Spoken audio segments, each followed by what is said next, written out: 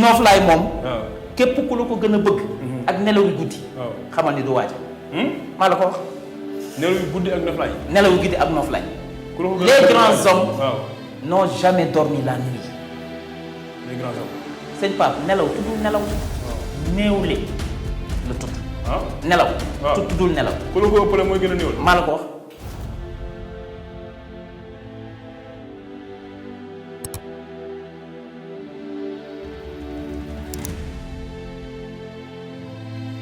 vidéo bi ngeen seetaan ni disponible na sama canal telegram bi ak seen whatsapp bi lien baa ngi ci bio bi jaajëf bon visionnage. li tax mënuñu dem leader boobu la ñu manqué.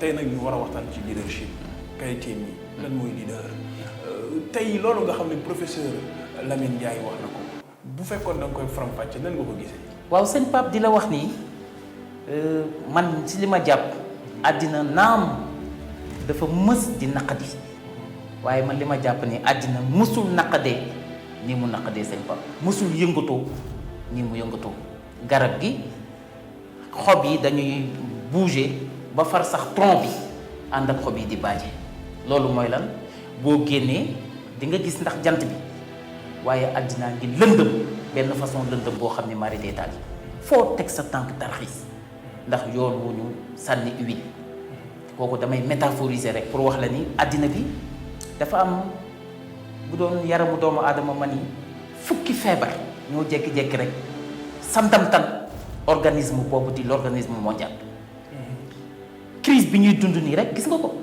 muy la crise russo-ukrainienne qui a entraîné une certaine famine à l'échelle internationale maanaam tey jii àddina bi dafa xiif li tax mu xiif mooy engrais ak dund yi nga xamante ne si semence yi nga xam ne ñoo waroon a jóge Russie ñu waroon koo bay si suñu réew yi ngir mu mën ñoo jox lu ñu xewloo engrais yooyu ak semence yooyu ñëwatul blé bi dikkatul engrais bi ñëwatul fan la nit di jaar ba noppi mu am benn feebar boo xam ni dafa énergétique am feebar boo xam ni dafa alimentaire am benn feebar boo xam ni dafa économique et financier maanaam si wàllu koom am benn feebar boo xam ni feebaru terrorisme lañ koy tudde waaye yemul foofu am feebar boo xam ni feebaru jikko te feebar boobu mooy li nga xam ni lépp lu ñu naqadi moo ñu ko yóbbi am beneen feebar boo xam ni feebaru wargaal génn sa réew ngir foog ni mënoo am teraanga te demoo fudul sa réew beneen bi mooy feebaru ndox ku ne xam na ni léegi boo jëndul ndox doo naan ndox mu ngi commencé di manqué waaye feebaru lan feebaru maanaam nu ñu koy waxee feebaru kii Ebola waaye feebaru corona donc boo leseeg dafa am benn évadé li may tuddee évadé dafa am koo xam ni dañ ko jàppoon tëj ko ci benn kaso xam nga kaso buñ nee MAC MAC mooy maison d'arrêt et de correction waaw C bi sax bu la neexee soppi ko muy maison d'arrêt et d'éducation léegi kooku biñ ko jàppee muy doomu aadama al insaan tëj ko ci kaso yar ak kaso valeur kaso teggin kaso jikko ju rafet kaso makarimal axlaaq dafa jékki-jékki rek déjouer vigilance u garde pénitentiaire yi daal di daw kooku mooy doomu aadama bi mu dawee nag rëcc amul kenn fi mu nekk nii ba nëgg ni ku ko jàppal loxo fugitif boobu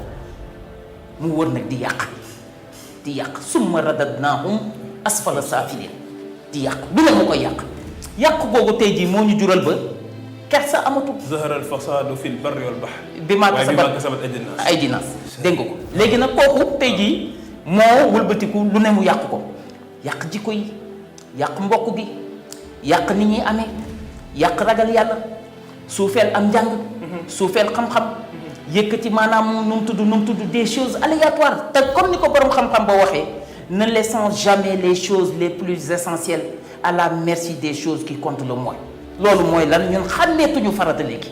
très clair. léegi nag su ko defee situation boobu la ñuy dund sëñ Ba léegi nag ñu gis aussi que nit ki gëmatul boppam avant gëm gi ak wóolu gi ndax confiance en soi croyance en soi li ko jiitu mooy connaissance de soi. connaissance de soi xam nga nit. bala ngay maanaam kon loolu lan mooy faram-fàcceel. waaw. connaissance de soi après ban moo ci tegu ak bi ci tegu. connaissance de soi. waaw mooy xam sa bopp sëñ Pape dañ ni ku xam sa bopp xam yàlla. ku xam sa bopp. ku xam sa bopp xam ki la sàkk xam kilifteefam si yow xam li la war si moom si yow xam li la war si yow si moom. nooy xamee sa bopp. nooy xamee sa bopp mooy déjà nit da ngay bëgg wéet bañ a topp ndaataa tëlluxu dëkk bi ndaataa tëlluxu téléphone ndaataa tëlluxu wutin ndaataa tëlluxu maanaam nu mu tudd les cérémonies et les occasions futiles dafay baax yenn saa yi nga pini sa bopp si ruq nit dafa baax yenn saa yi nga pini sa bopp mooy déglu sa bopp. di déglu sa bopp. di déglu sa bopp. sa bopp mooy wax ak yow. sa bopp mooy wax ak yow waaye déglu sa bopp ngir lan ngir xam sa bopp xam sa bopp mooy lan xam yaay kan li la war ak li nga am comme àq ak yelleef. nan nga koy defee. nan nga koy defee mooy man j'aime beaucoup la méditation sëñ Pape damay faral di wax ni la méditation est l'arme la plus puissante qui décroche la connaissance de soi. la méditation maanaam nit da ngay jékki-jékki ba si yàgg wéet benn boroom xam-xam daf ni ma Ablaye ma ne ko mu ni ma ki nga xam ne tey bu génnee àddina bi topp ko ay maanaam ñépp bëgg koo jox loxo ñépp bëgg koo xam ñépp bëgg mu signé leen yaa ngi dégg lépp li ko waral mooy mës na wéet ba mel ni néew si biir bàmmeelam avant muy nekk si mbumbaay ak riiraan maanaam wéet googu nag mooy wéetu solitude mooy wéetu méditation mooy wéetu introspection. noonu la Barack Obama defoon.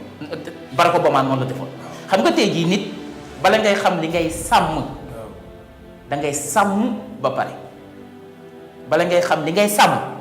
da ngay sàmm ba pare. da ngay sàmm bala ngay xam li ngay dundal yaa ngi dégg da ngay xam li ngay dundee ba pare maanaam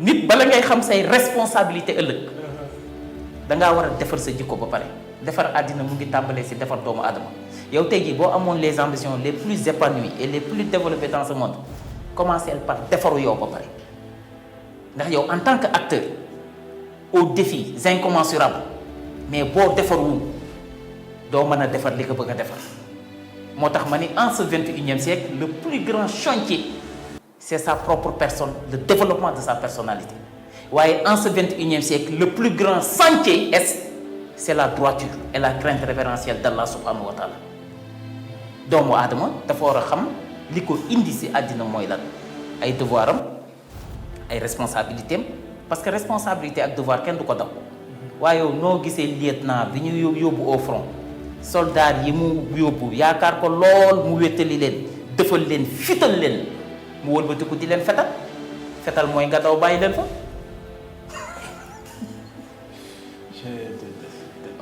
léegi su ko defee connaissance de soi boobu. connaissance de soi boobu dafa am solo. mooy liggéey ci sa bopp. mooy liggéey ci sa bopp. parce que j'ai vu Barack Obama. bi bu demee ba yëg ni moom am na fu mu bëgg a dem. bëgg na un jour nekk un très grand leader bëgg a jiite les États-Unis d'Amérique. te boobu il était jeune. il était très jeune sama âge la am. dafa bàyyi xarit yi ñu doon àndale. jóge dëkk bi noonu dem beneen dëkk. mais di wéet ñaar la doon def. di lire ak di woor. tous les dimanches da doon woor. jërëjëf mais da doon lecture ak dem sport. jërëjëf kenn gisatu ko kenn amatul numéro. dëgg la parce que boobu mi ngi woon ci boppam. kon chantier bi gën a mag fi mu toll nii. mooy concentré wu si sa bopp ngir defar sa bopp ngir xam li ngay dunde laataa ngay xam li ngay dundal. boo ci paree ci defar sa bopp. boo si paree si defar sa bopp xam sa bopp. waaw nga wëlbatiku am confiance si sa bopp mooy yaakaar sa bopp nag. confiance ci sa bopp. confiance ci sa bopp la confiance en soi mooy nga gëm ni nag fi mu nekk nii yaa ngi dégg tu as toutes les chances de ton côté pour l'emporter. nga gëm ko. nga gëm ko faaw nga gëm ko pour am ko. Yékini lu ko may 15 ans de règne. waaw gëm-gëm. au sommet des arènes sénégalaises nee na xaw ma daanu. daan laa gëm Yékini. Yékini nit ñi xamuñu ko en parenthèse bu ndaw mais kilifa la. Yékini men ku doy waar a ngi noonu entre parenthèses. beneen bi muy la croyance en soi mooy tey à partir de tey nga gëm ni ku mënta taxaw ci sa kanam doo wàccee sa bopp doo rasu mais nawle nga koy jàppe. sa nawle lay nekk. sa nawle lay nekk ku mënti doon ak ku mu mënti doon jàppe ko nawle devoir yi ko yàlla gàll moom la la yàlla gàll responsabilité yi ko yàlla gàll loolu la la yàlla gàll est-ce que xam nga ni li may wax étudiants sénégalais yi voyagé dama naan leen fu ngeen mënti dem ci àddina bi na ngeen gëm ni yéen ak ña ngeen di fekki nekkandoo fa ak ñoom yéen a bokk benn borom bu leen ragal bu leen yaakaar. sama professeur dafa wax ni balekatu kii bale mbedd bi kii bale mbedd bi ñu koy fay na yëg ni ki bind la reine Elisabeth moo ko bind te ñoo bokk même mission bi dafa bind leen.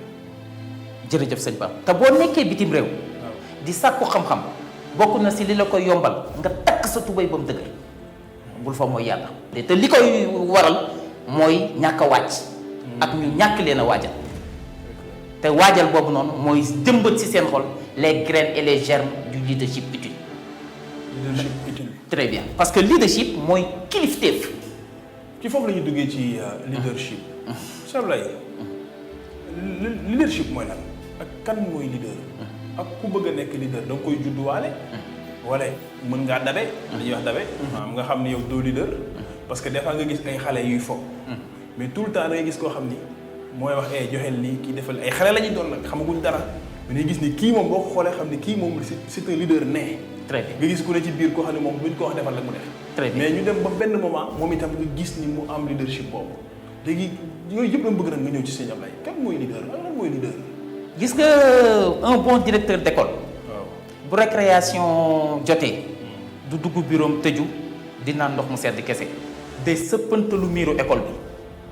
waaw di observer ndongo daara yi.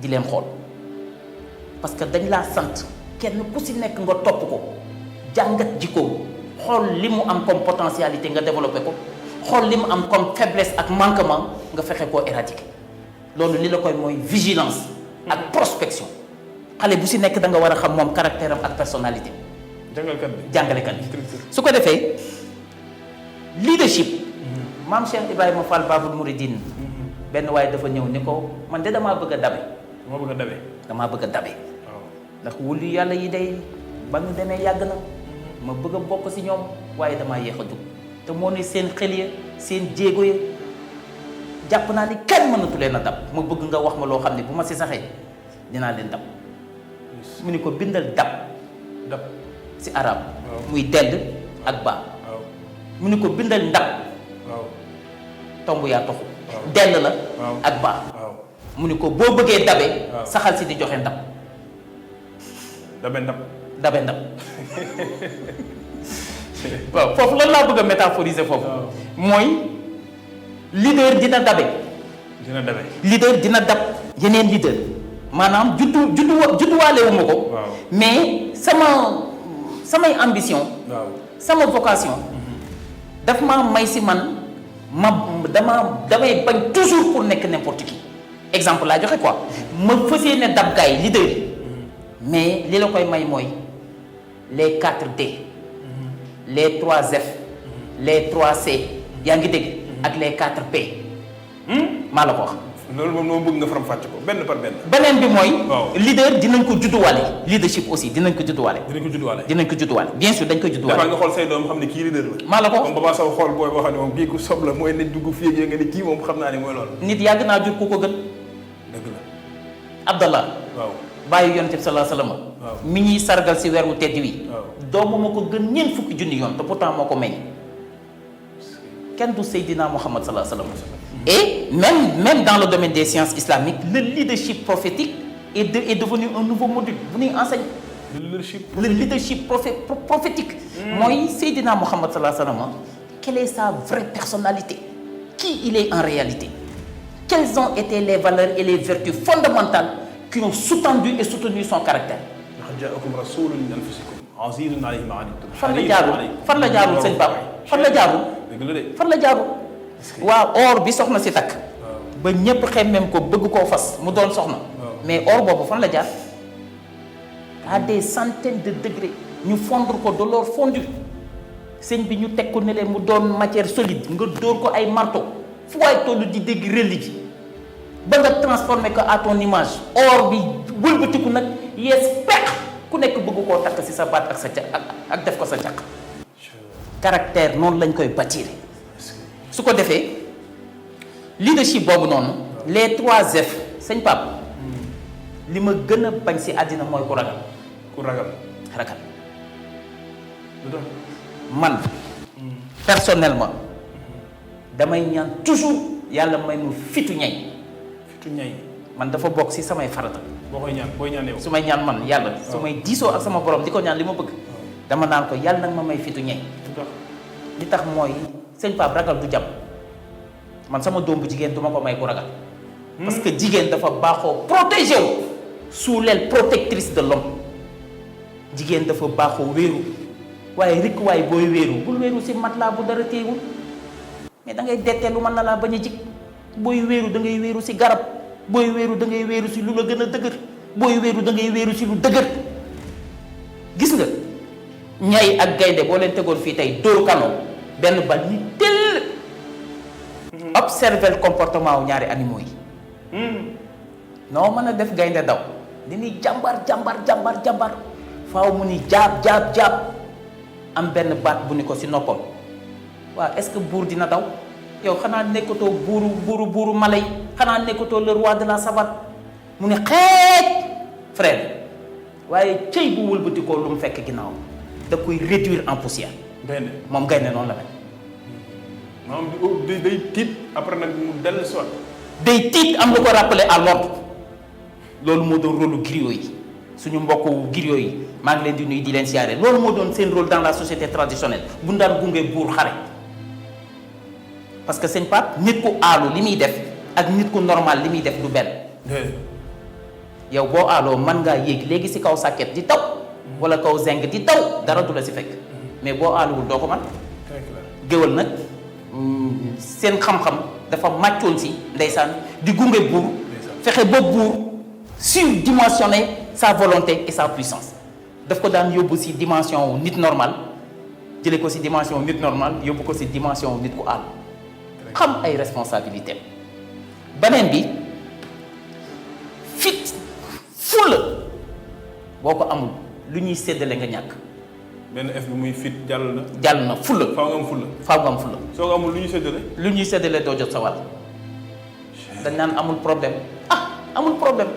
ah mais sax xamoon ba ci kër yi sax bu ñuy des fois ñu séddale benn affaire dañ naan diw jox ko kooku moom boo ko joxul fi leen di wax. waaye ki nii méng noppi rek dañ naan garaaw. dañ naan garaaw lu ñuy def fàtte la lu baax lu ñëw ñu fàtte la duñ la faale duñ la fonk parce que amoo fulla sama maam alaaji Mouhamed Jigéen radiyallahu taala anhu yàlla yeesal yërmande te yàggal fi xalifaam bi li mu gënoon a bokk na pour gën a pour maandu bokk na si li mu gënoon a bañ nit ku yambare ak nit ku amul fulla moom alaaji maa la ko wax bu nit ki wayedee amul fulla nee la koy teg ni mat laa bu màgget du wax ak yow du la yónni du la responsabiliser du la jox turu yàlla du la dénk dara da lay bàyyi noonu rek. da lay bàyyi noonu nuyoo daal bi mënta ñàkk.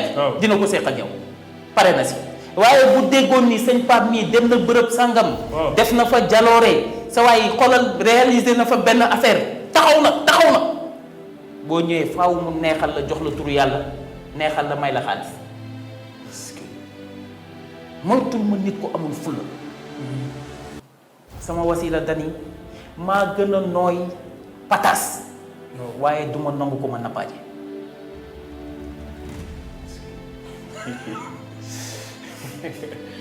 est-ce que maa gënoon nooy pataas. waaw waaye duma nangu ko ma nappaaje. si ablaat lu mu wax murit bu ne dafa war di jiital bu mu taw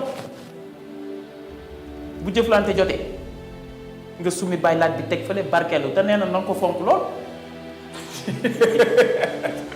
est-ce que mag ñi beneen affaire lañ. sëñ Mourtala Mbacke nen. waaw yal na yàlla yeesal yéen ma dem. ñaari gaaw mas nañ di barkeelu si kanamam nii sëñ bi. waaw kirti. waaw. loolu. Mbacke Balla gaa yi barkeelu de. mu ni xeex de gënul. xeex de moom wax dëgg yàlla gënul baaxul waaye bu mënta ñàkk na nga ko fonk lool. waaw bu mënta ñàkk na nga ko fonk lool. donc mag ñi dañu mës a nekk ay mag yi. fulla beneen bi mooy fayda mooy ku la warta yab bum la yab ku la warta xamal bum la xamal loolu mooy fayda. est-ce que xam nga ni àddina bi lenn moo ko jaaxal Pape te c'est une caractéristique fondamentale du leadership mooy la discrétion. la discrétion. c'est important. loolu rek moo jaaxal àddina. la discrétion. gis nga li caméra yi di gaaw lii photo yi di gaaw film yi li muy gaaw waaw bu jotul si yow sëñ bi du am lu mu filmer parce que on filme pas dans le vide. la discrétion nit da ngay discret mais yow boo reeree mbaxal ak kaso Chine xam ni diw mbaxal la reer mbaxal yi sax léegi dañ koy statut sëñ bi. waaw. ah yow daal woo sol sëñ bi waa Japon xam ni diw tel jour daal wi la sol pour la qui veut vivre heureux doit vivre caché. waaw loolu la tubaab wax. les 4D, le désir de le faire, la décision de passer à l'action, la discipline et la détermination. Moi 4D. 4D. Le désir de le faire. Le désir de le faire. La décision de passer à l'action. La discipline et la détermination. Le désir de le faire. Le désir de le faire. Moi, xërte li tubaab naan volonté positive. loo bëgg te dofoo sa rek bëggeel nga dafa des te gis nga désir pas moo ëpp doole fuuf plaisir. Parce que le plaisir, il est limité. Mais désir, tant qu'accomplir li nga bëgg doon noppal, le désir de le faire. Est-ce que xam nga ni àddina yépp li si nekk comme neex ma lépp ak mbaax benn njëg la am muy bëgg. bëgg plus ut égal am. bëgg bu mat sincère boo ko boolee ak wut gu mat dëgg te sincère te bañ a noppal. waa ji sëñ Pape la nga doon wut dinañ ko teg ci sa loxo nga am. amul werante. Sëñ Tuubaa nee na ci Masaalikul Jinaan celui qui frappe à une porte avec insistance finira par entrer. du boo yàgg fëgg mu ubbeeku. waaye moytul ma sëñ bi faneen nee na celui qui se décourage vite ne sera jamais l'élu de sa génération. waaw sëñ Tuubaa ko wax de. celui qui se décourage vite. waaw ne sera jamais l'élu de sa génération. gis nga projet bu mel nii nit nga ànd kook nit taxawal ko sa waay kooku waroo yam si ndamu wala bànneexu réussir da nga war a am xërte yi réussir ngir bañ a tas yaakaar bi porté si say mbagg waaye loolu nag da nga koy vacciner équipe bi yëpp comme ça tout le monde sera au même niveau de motivation ngeen ànd joxante loxo nag porter projet obstacle bu taxaw seen kanam ngeen jaar si kawam jàpp. le désir de le faire. le désir de le faire la décision de passer à l'action waa ji olof nee na kenn du jëf ba raw la nga fas yéene di wax ba dab ko. la décision de passer à l'action. waaw kii fii bi ngeen ko bëggee da ngeen a jëf de. dañuy jëf kay. da ngeen a jëf de. bëgg bi moo njëkk après ñu jëf. après ñu jëf la décision de passer à l'action. kuy jëf ba raw la doo wax ba dab ko. jëf nit ñi di jëf beneen bi mooy discipline. sëñ Pape yar ak teggin dina wommat nit ba yóbbu ko si yàlla. yar ak teggin leadership dafa ànd ak kóllëre mais leader buy fàtte démb leader buy fàtte ay nit ñamu àndaloon taxawal mbir leader bu budul jokk mbokk du leader. xanaa xamoon ni nit dina am koo dégg ñu ni leader la te amul kóllëre walaay dañ ko koo ji maa la ko wax bis ni ki tey waaye nit dina am kóllëre fonk ko di ko sàmm ba àgg si yàlla te du yëg ni àgg na si yàlla nit dina am kóllëre di ko sàmm di ko toppatoo ba kóllëre googu jural ko ngërëmal yàlla mu yéege ko si kaw mu doon waliwu te du yëg sax ni xam na waliwu nit yàgg naa doon waliwu te du xam ni waliwu la bala mu koy xam dugg biir bàmmeel nit dina doon waliwu moom kese ak boromam mi ko sàkk ñooy xam ni waliwu lañ nit dina doon waliwu yàlla mi ko sàkk ak jaam ñi ñooy xam ni waliwu la waaye nit dina doon waliwu mu xam ko nit ñi xam ko yàlla suñu borom seede ko waaw dafa bëri ay façon mooy 4D yi. très bien 4D yi léegi nag beneen bi mooy détermination wax naa la ko doo abandonné doo bàyyi da ngay déterminé wu li nga bëgg tant que atteindre say objectif waroo noppal xanaa xamoo ni noflaay amu fi noflaay amul ci àddina man toujours moo wax ni si cimetière yi naam li ñu bind correct na mais bu doon français may na ko dañuy bind ici se repose parce que nit kaa ngi door a noppal ici se repose. ici se repose xam nga ici repose c'est correct. waaw on est d'accord xam nga loolu lañ war a wax. mais dama ni bu ñu nekkoon sax bind ici se repose parce que nit ki giir bi mu fàccee si biiru waajuram bu jigéen ba keroog ñu koy dugal fii si pax mi musul noppal wala warul masa noppal bisu nooflaay nag mu ngi door a jot. mu ngi door a jot. looloo tax ñu waroon a bind ici se repose parce que nit kaa ngi door a noppalu. bu nekkee si xéwal te yàlla na ko yàlla defal jullit yëpp. jërëjëf. nooflaay moom. waaw képp ku la ko gën a bëgg. ak nelaw yu guddi. waaw xamal ni du waaj. maa la ko wax. nelaw yu guddi ak noflaay. nelaw yu guddi ak nooflaay. ku la ko gën a les grands hommes. waaw n'ont jamais dormi la nuit. les grands hommes. sëñ Pape nelaw tuddul nelaw. waaw néewle la tudd. ah nelaw. waaw tuddul nelaw. ku la ko ëppale mooy gën a néew la. maa la ko wax. waaw gis nga dans la vie. il faut se donner des défis. sëñ Pape il faut se donner des défis. Aux grands hommes les grandes ambitions. Aux petits hommes les petites ambitions. Et c'est votre attitude plus que votre aptitude qui détermine votre altitude. nit daal defe naa ni war ngaa jom rus dajeeg sa baay yomal xiyaam te jëfoo lu ëpp la mu jëf loolu mooy nit buñ la tungoomee war ngaa rus a yées war ngaa rus a gàtt nag ka la tungoom waaw comme que suñu wëy jur yi nag ñooñu tungoom nañu góorgóorlu ba jëf lu ëpp ñoom liñ fi jëfoon teg loolu mooy tungoom bi te loolu nag jom moo koy may